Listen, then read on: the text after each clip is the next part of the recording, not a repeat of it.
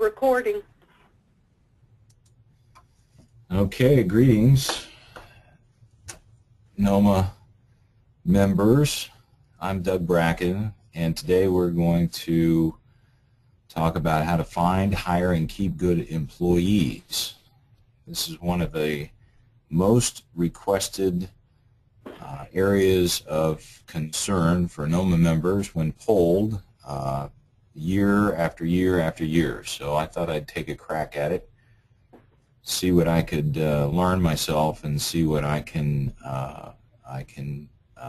offer to you to help you in your quest to improve your business and sleep better at night.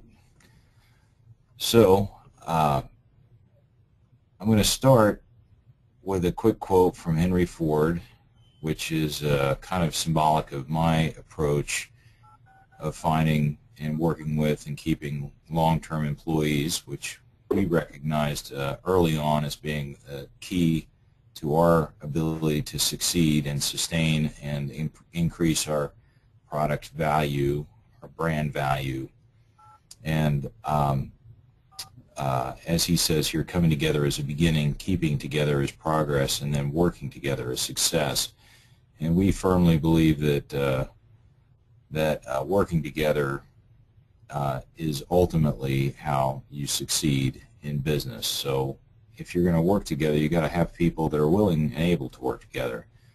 So what I think we're going to talk about today, not I think, I know we're going to talk about today, is going to be a different approach to thinking about a lack of qualified employees in your business. This is a totally different approach than probably many of you have considered, and you need to take a deep breath and let's go on this journey together.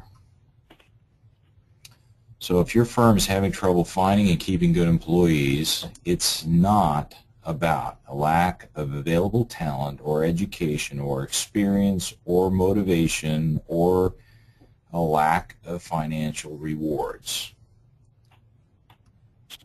It is a business philosophy. It's a core value which the principal business stakeholders maintain and uphold on a daily basis. So let's talk about this some more. The cost of hiring new employees, let me see if I can get this thing to move here. Oh, no. The cost of hiring new employees is extraordinarily expensive. The smaller the businesses, the more expensive those new employees become to replace. Studies have shown that the cost to hire a new employee will cost you at least 50 to 200% of that employee's annual payroll, depending on their job and their importance in the business. The revolving door requires the attention of everyone within your organization. It's a drain on everyone that has to come in contact with new employees. And so, and it's also a hindrance to productivity, quality, and forward progress. So I've got here the 5 steps to success in this program. First of all, the principal stakeholders must agree to invest time and money to create an environment and business culture which will attract and retain the best workers. Then we have to define all the roles within your organization and define what a good employee needs to be for each position. Create a culture of mentoring is the 3rd item on my list. To bring your best employees up through your organization. Finding new employees and using a temp-to-hire agency for all your hiring will simplify the process and streamline the process. And then, of course, number 5, as I eke this down, keeping the good employees once you find them. So we've got 5 steps here that we need to follow. We're going to go through each one of these step by step. Step 1 is the most important, and you can't do anything without this. So if you can't do this, then you don't need to worry about it. We can't help you. principal business stakeholders, the key managers, the owners, they all need to understand that good employees are available in almost any job market, but because they're good employees, they always have another job, or they almost always have another job. It's very rare when you have someone who's really good and talented and shows up to work every day and contributes to their job every day. It's really rare for those people not to have a job. So first of all, we need to understand that these folks are out there, but they're already employed. The stakeholders in your business have to agree to invest the time and money it takes to make tough decisions, which will create an environment or business culture which will attract and retain the best workers. And without this dedication, most of the efforts listed here, or individually or in part, will not succeed. So there's no shortcut here for long-term positive results. Step 2, job descriptions. What's a good employee to your organization? Create a job description which covers the essentials for every person in your organization, including the new hire. Define everything from working hours, skills required through benefits, paid and unpaid. This is a great exercise to do just if you're a business owner and you really want to understand better what your organization looks like. It might not take more than an hour or two to do this exercise so that you can see who's doing what and how much, and this will help you see where roles overlap and where roles are entangled, and maybe there would be some way to resolve some conflict within your organization just by looking to see who's really responsible for what. Finally, this document will allow you to go to the marketplace and find a new hire, because it will help you to identify the skills that you need when you go out to look for a new person. So what is a good employee? So we all have a different idea of what a good employee is, and depending on our business, we're going to have different characteristics that we're going to look for in a good employee. I've listed a few here that come to mind when I think about what a good employee means to me, but yours list may be much longer, much shorter, maybe quite a bit different, and of course it depends on your business. But skilled and experienced, safety conscious, steady employment history, we've got dependable, honest, works to improve themselves, willing to do what it takes, works well together in a team or alone. These are great traits for probably almost any employee in almost any business, I would think, but these are the ones that came to my mind. Yours may look different than this. But let's think about it from their perspective. What does a good employee want in your job? They probably want a safe and clean workplace, reliable and dependable management, paychecks. That's always a good thing to have if you're a good employee, since you can get a job almost anywhere, insurance and other benefits, performance evaluations. Good employees usually aspire to improve themselves, so performance evaluations are maybe important to them. A chance to learn and grow, recognition for their hard work, chance to use and hone their skills, opportunities for advancement, and good pay. And you'll notice that I've underlined good pay, but I put it on point number 7. Good employees, really good employees, do not necessarily have to work for the top dollar. The good pay is important to good employees, but these other bullet points here, 1, 2, 3, 4, 5, 6, are also really important to good employees. So it's not the most important thing, otherwise I would have put it at 1. So that brings me to the segue, the myth about pay. So when I've talked to other people and they've groused about not having any employees, they don't have any good employees, their employees are rotten, can't afford a better quality of employee, They're overlooking the fact that great employees want more than a paycheck, since they can get a paycheck anywhere they want because they're good. And often they're willing to compromise their pay in exchange for a better, more fulfilling job or a more pleasant working environment. So if the only thing you offer is better pay, the only people that show up to work are mercenaries. But if you do pay in peanuts, only monkeys are going to show up to work. So keep that in mind too. There is a happy middle ground there where you can offer a good employee a reasonable paycheck, and you offer them those other things that we've started to talk about, and then you've got a real team. You've got some people that are willing to work together. So we can move on to step 3, which is mentoring, and this is a step that is also overlooked by many of us. We need to, it seems obvious, but we need to look inside of our organization first to see if we already have talent, the talent we seek for a new position, but they're currently in a different role.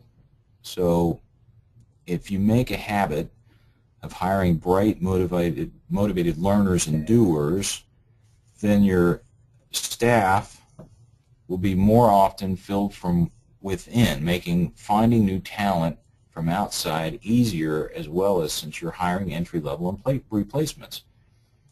It's always easier to find and hire an entry-level person and advance them and in advancing an existing employee rather than find and hire an experienced employee. Those folks that start at the bottom and work their way up know your organization better, they're more confident, they know your customers, they know the way you do business. It's so much easier to integrate a new person into an existing job. Mentoring involves studying the existing talent and asking yourself, is the talent you already have looking for additional challenge? Is someone in a role which is not taking advantage of their natural gifts? Is someone not being given the proper incentive to perform, or just in the wrong position? And if you're asking these questions, then you've reached the first stage of mentoring, but not all managers have the ability to be good mentors. So it's important to have members of your management team, these people we talked about initially, have the buy-in. It's important to have people of the management team who can do this effectively, and not all employees are capable of being mentored, and I encourage you to avoid hiring these people. Step 4, finding new employees. The majority of well-qualified outside candidates are going to come from people who are already employed in your same geographic area, and they are working in a similar field, but they're unhappy with their work assignment or their commute, or they're unhappy with their current boss or management. They're underemployed, they're unsure of the stability of the company, or they're unhappy with the benefits or pay. Great employees have and keep jobs. If they're unhappy, they're willing to leave, but they will not make a lateral move, so you've got to offer them something more. So use the job description from step 2 to help define their role. You've sell your firm and its attributes, and you're looking for some somewhat unhappy campers who can work anywhere, so you've got to draw them out. And what I want you to think about is selling your shop. What's going to draw somebody who's currently moderately, slightly unhappy with their current position to respond to an ad, or respond to somebody at church, or somebody that ran across an opportunity and say, you know, you really need to go find out what's going on at XYZ firm. So metal shop needs worker is not going to draw out the best employees. So metal craftsman sought for rewarding position with outstanding firm. Now you're going to catch somebody's attention. Can we pause this, Martha? Let me see.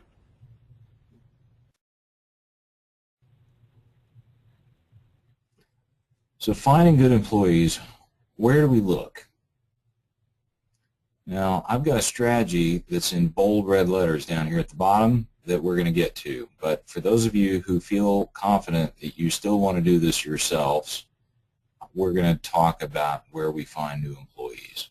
First of all, your own business website, which also needs to look polished, even if it's one page.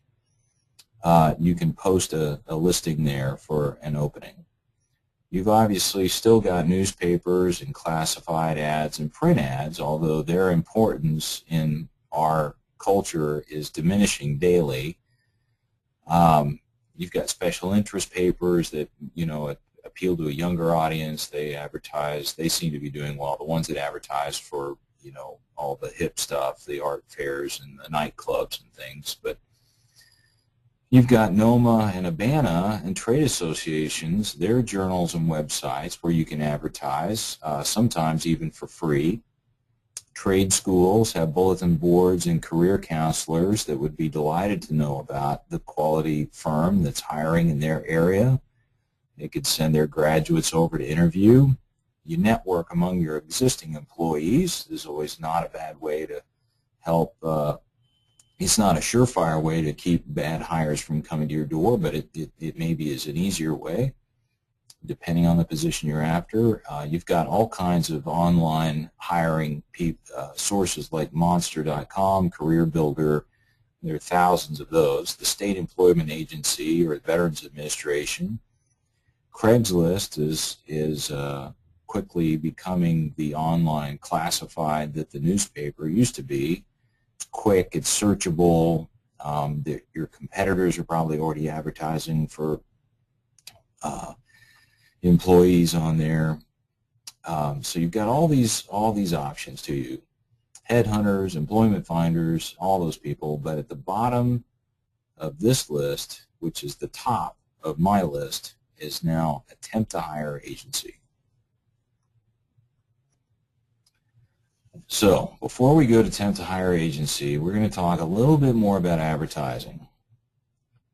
Advertising for help is something that sends a really strong message.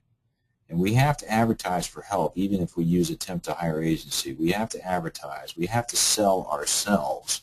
We are essentially selling our business in trying to attract a qualified worker, much like we advertise our business and sell our business to try to attract qualified prospects, leads, sales, customers. So here's what not to do. Metal worker needed. Pay based on experience. Some overtime. Must have driver's license and own tools. Call. Gee, that's going to draw. That wouldn't draw a turtle out from underneath a rock. It's not focused. It doesn't put a positive spin on your business, and it's kind of like fishing with an unbaited hook. The sign on the right is indicative of those kinds of that kind of approach there. The billboard approach, this is what some people prefer. They get busy. They hang out a sign on a fence. So for people who happen to be driving by, this may or may not attract something. Again, it's kind of like fishing without much bait.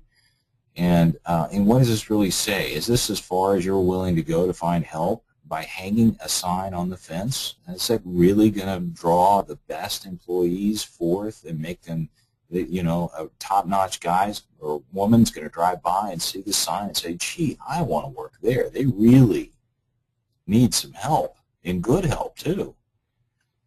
So this is the one that I ran across that makes me chuckle, but at least he's honest. So a much better type of ad, which is just about one line longer than the one we first read at the first of this section. Metal crafter needed. A crafter is a craftsman, is someone who takes pride in their work. Excellent pay and benefits. Well, it may not be the best pay in town, but if you pay every Friday, that would be excellent in some people's minds. So don't hesitate to sell yourself as having excellent pay. If you're paying every Friday, positive attitude and clean driving history must. Well, you know, good employees are going to want to work with other good employees. So if you are displaying in your marketing for good employees, if you're showing that you're really interested in hiring good employees, then that's going to be more interesting to the people that you're trying to hire. Let's say you add blacksmithing skills a plus, call 5512 when you're ready to work for the best. Okay, so we've really made a statement here that's totally different than the first one, which is what you see 99 times out of 100. Metal worker needed, must have own tools, and some overtime required. So who would you rather, who would be, if you had to put those two ads side by side, who would you work for? Who would you go to interview with first? So now let's talk about temp to hire. Now, I found that temp to hire completely eliminates about 80% or 90% of the challenge and the uncertainty of hiring new employees. Temp to hire agencies you will pay the employee through the temp to hire agency for a set period of time, usually 90 days. And we're going to go into more detail here. In order to find a temp to hire agency that suits your needs the best, you need to interview several of them in your neighborhood to find which one seems to have the strongest connection to your needs and your industry. You may need to shop for one agency that handles the office staffing and then one that handles perhaps industrial staffing. So you may actually have two firms that you work with in the end if you choose to go this route. Have the agency reps come out to your shop and introduce them to the work, the environment, the people that the new hire will be working with. This is really important. If they're not willing to come out to your shop, then they're probably not a good fit for you because they're too busy working with their other clients and you're not busy enough to be bothered with. So they're not going to give you the kind of personal attention that you deserve. Have your job description ready and be prepared to discuss the benefits, pay range, expectation, perks, and why they should send their best candidates to you first. So build a relationship with these people, have them out, buy them lunch, make them aware how important it is for your small business to have the best candidates first. And then they will in turn hopefully reply with the answers that you need in terms of staffing. So temp to hire agencies generally operate like this. They usually apply a 40 to 50% premium on the employee's base pay for the first 90 days.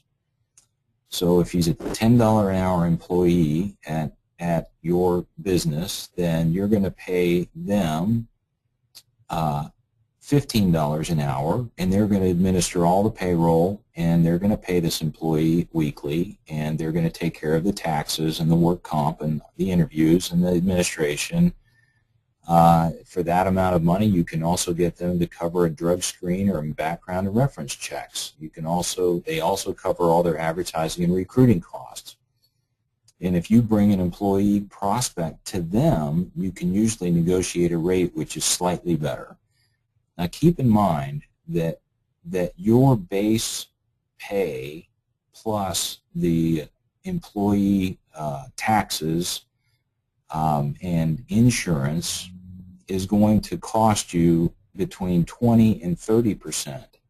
So really what you're doing is you're not paying them a 50% premium on the base pay. You're really just paying them about a 20% premium on the base pay for them to handle all the payroll administration and the insurance and the interviews and all this. It's an incredibly good deal. So what to watch out for: temp to hire employees may have insurance restrictions that prevent them from leaving town or leaving the state or traveling, so you got to check with them about how far their insurance coverage extends on your hires. Make sure that their insurance allows them to drive your company vehicles, and then hire with an agency that interviews the candidates and performs background checks and criminal checks and driving record checks and drug screens before they send the candidates out for jobs and interviews. So basically, they're doing all that work that we don't normally do, we don't like to do, we're not very efficient or good at it, and they've got the tools at their disposal, so they're really only going to send you people who have passed muster. This is an incredible savings in terms of time. So before we go to keeping good employees, let's linger here for a second longer, saving all that time and interviewing and doing all of the advertising and interviewing yourself, plus the background checks and all that. Imagine that time being spent on more productive ventures, and then you've got 90 days where that employee is hired into your business on somebody else's payroll, and if they get hurt, it's not your responsibility. It doesn't go on your work comp modifier. If they if they're not a good fit, if for some reason you don't find them to be agreeable, they don't show up for work on time, you can send them home after 1 hour or after 89 days or 90 days or even 120 days. If you just want to keep them on because you're not sure you're going to have the work to keep them on much longer, you can send them home at your leisure and as you require it. So it's a great way to deal with new hires. Now there's one more thing that's worth mentioning here too, is that sometimes you will run across a candidate who's so good and so qualified, but they're not going to hire on through a temp to hire agency. They're going to want a direct hire. They're going to want to know that you are interested in hiring them direct because they are leaving another job. And they're not going to set foot into that kind of maybe I like you and we'll get along, or maybe we won't at the temp to hire, because the employer has no obligation to keep that employee. So you can do direct hire yourself. You can also do direct hire through the temp agency and pay them to do the background checks and the screening and the reviews. You can hire them basically as kind of support staff for your own hiring decisions, and it won't cost you the 1.5% or 150%. It'll cost you a flat fee, maybe $200 or $300 to do all the background checks on a person. So use them. Once you get a temp to hire agency in your hip pocket, you can use them, work with them a lot of different ways. Okay, so keeping good employees. Now let's say we found them and our advertising worked and the temp to hire agency paid off and they came out and they sent us great people, and we're suddenly finding ourselves overwhelmed with good employees and we want to make sure they stay around.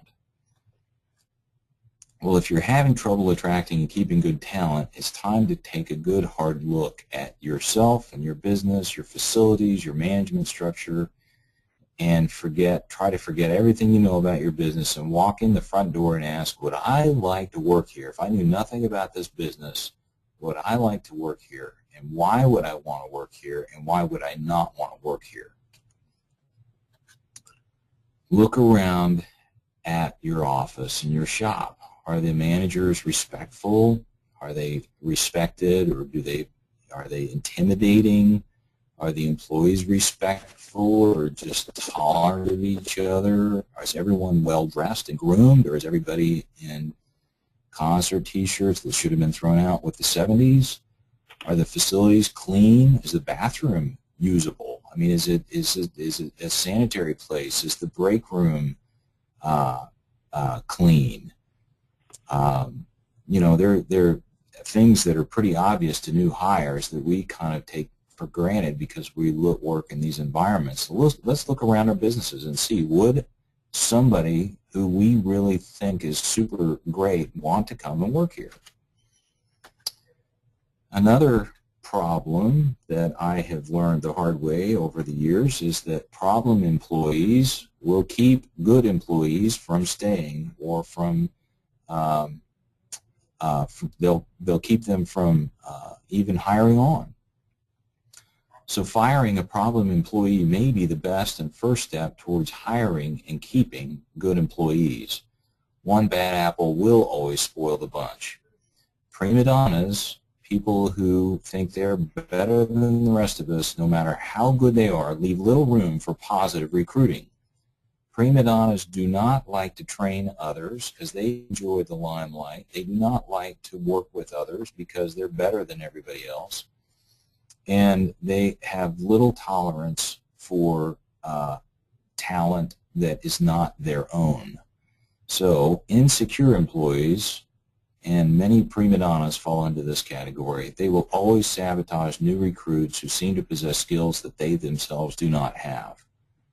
So keep in mind that hiring is really important and firing is equally as important to getting your workplace to being a balanced, well-oiled machine, pardon the pun. So good employees value opportunities to advance and be recognized.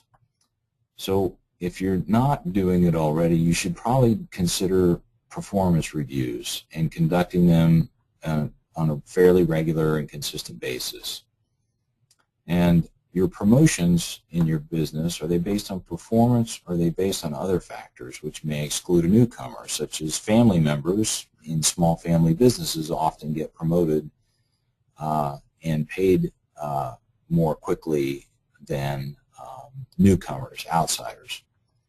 So if you want to bring new talent into your business, you're going to have to make the playing field even. And can your business afford to employ someone who does not advance his or her skills or make a small improvements each year? And I personally feel like if I can't give somebody a raise for performance improvements over a 12-month period because they simply have not advanced their skills, then that person is probably not in the right position in my organization. Because that person really, and if they're not in the right position in my organization, then maybe there's another position that they could fill. But if there's not another position they can fill, then they probably are not in the right business. So they need to move on for their own well-being so that they can find the position where they're going to excel. And you need to move that person on so that you can fill that spot with somebody who can excel. So we're going to wrap things up here. Good employees may cost a little more and may require you to invest in providing a better workplace, but the returns are always going to far outweigh the expense, and these are long-term investments into the future of the business and its quality and its longevity and its stability. Developing a culture that seeks, accepts, and promotes good employees is a long-term commitment which must be adopted and maintained by the key stakeholders. That's what we talked about at first. And a great place to work begins at the top. And if the stakeholders don't value or recognize the importance of this hiring and firing and recruiting, then the daily struggle that we all face is going to continue, and our shop will most likely be just like everybody else, and we're only going to be able to retain average employees for an average length of time, and that results in an average business with average returns and so on, and the average headaches that you have as a result. So I want to thank NOMMA for allowing me to present this today. It's been a great pleasure to be with you, and feel free, as some of you already have, to contact me with your questions about hiring and firing if you wish. I'll do my best to coach you and share with you what I've learned. And I want to thank Martha for her unwavering efforts to promote the education program for NOMMA.